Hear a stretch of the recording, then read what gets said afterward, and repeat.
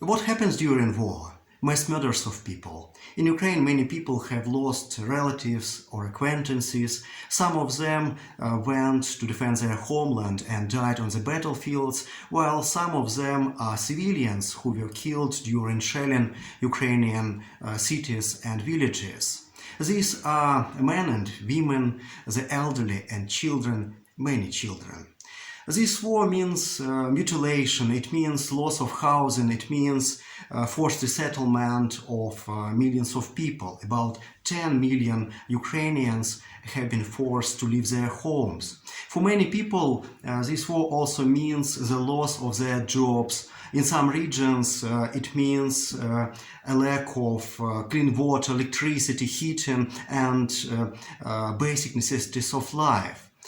It means absolute injustice and constant threat to life and dignity in the occupied territories or in captivity. Such suffering and threats would be a disaster for any society. However, we see the consolidation of society in Ukraine. We see mass heroism by the defenders. Many Ukrainians of various ages went to the front as volunteers. We see that a large number of people are helping their country to survive the war. Why have all the terrible trials instead of leading to strife and division of society, united it to repel the enemy? Because Ukraine is not only a state but also a nation that understands itself to be a united whole fighting for its life.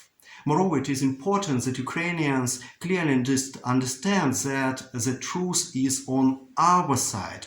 Ukrainians did not attack Russia, but Russia invaded the territories of Ukraine, violating all possible norms of international law and its own promises. As Ukrainian thinker Myroslav Marinovich quite rightly points out, by trying to use our linguistic and regional differences, Putin has instead contributed to an amazing national consolidation of Ukrainians. It should be noted that Ukraine is a large country in which there are indeed some differences between different regions. Marinovich, referring to these regional differences, calls Ukrainian identity mosaic, but the invasion of Russian troops united Ukrainians.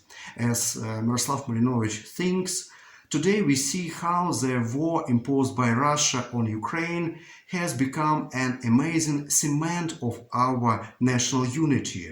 We have overcome our differences and become united in diversity. We will always remember our amazing experience of national unity.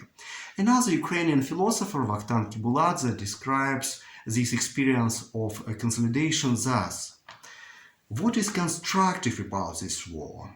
In a terrible way, it is creating an image of a common homeland we all carry for. Through tragedy, death, and I hope temporary loss of territories, we are stitching together Ukraine for ourselves. This is an important existential experience. My morning usually begins with reading news about the dead, the territories that have been occupied by Russian troops or that we have managed to liberate. Faraway towns that I have never been to are coming close to me. Putin wanted to divide us and defeat, but his war united Ukrainians. We know who our enemy is. We know what we are fighting for. We know and feel that we are Ukrainians.